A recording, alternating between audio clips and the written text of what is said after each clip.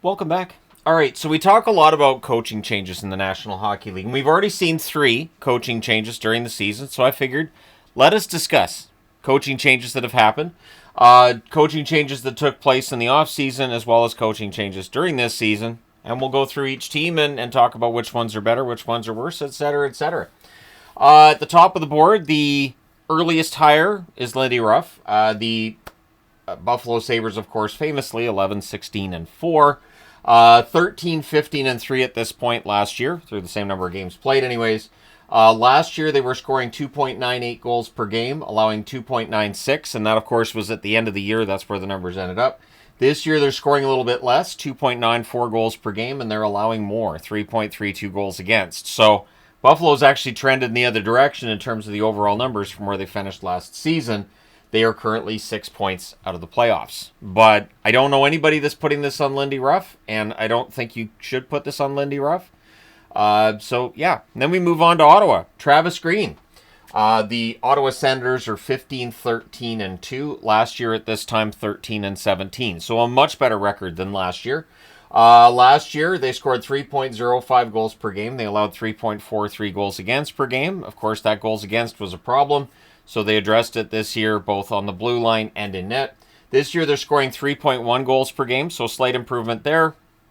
Their goals against has dropped by half a goal, 2.93 goals against per game. So the overall numbers for Ottawa are better, and they're currently the number 2 wildcard. So the Ottawa Senators right now are above the playoff line, as the Rangers just keep dropping, and maybe Ottawa's going to stay above the playoff line, right? So we'll see.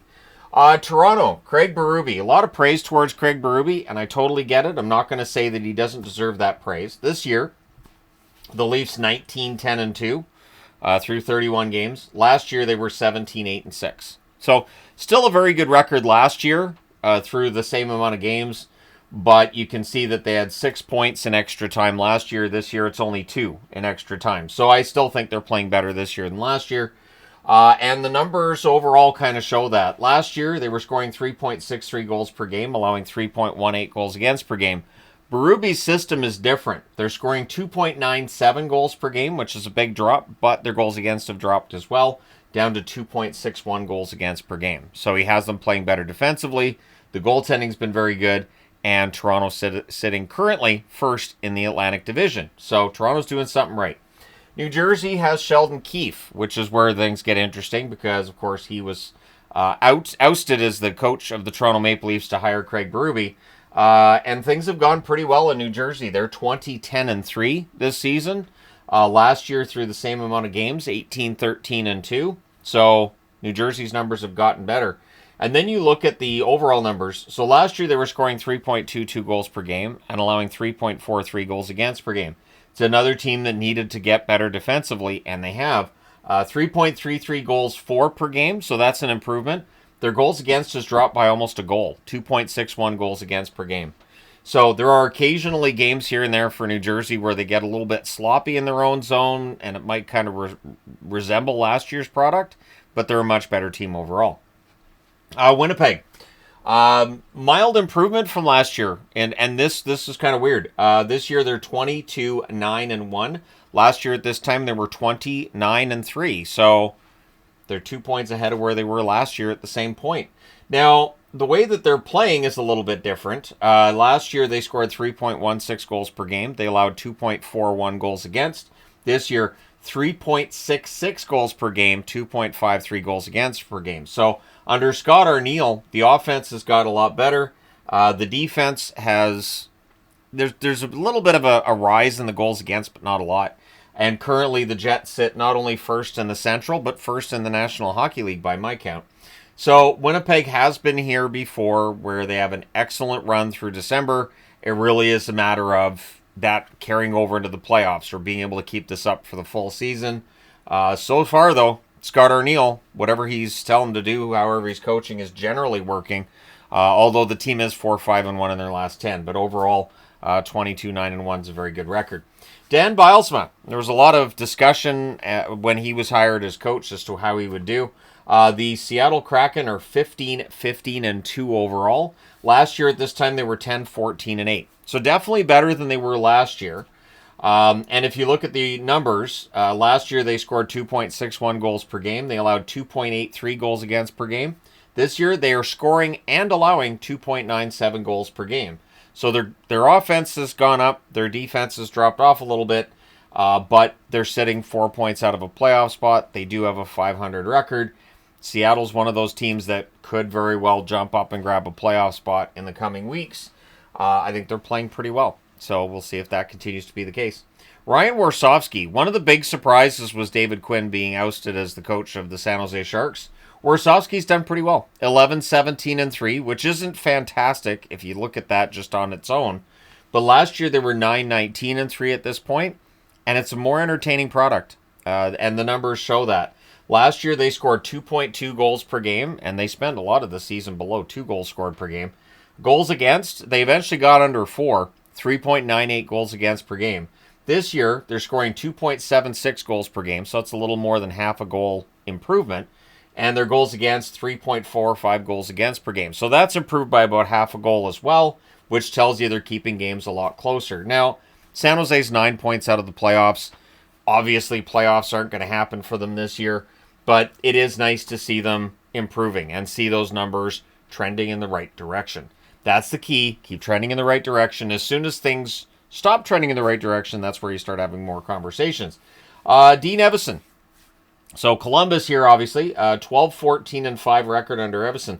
Last year at this time, they were 10-16-5. So there's improvement there. It may not be enough for some, but considering the circumstances around the Columbus Blue Jackets coming into this season, I think that's an acceptable record. Last year, they scored 2.85 goals per game. They allowed 3.63 goals against per game. Those numbers have improved. 3.23 goals scored per game this season, 3.58 goals against.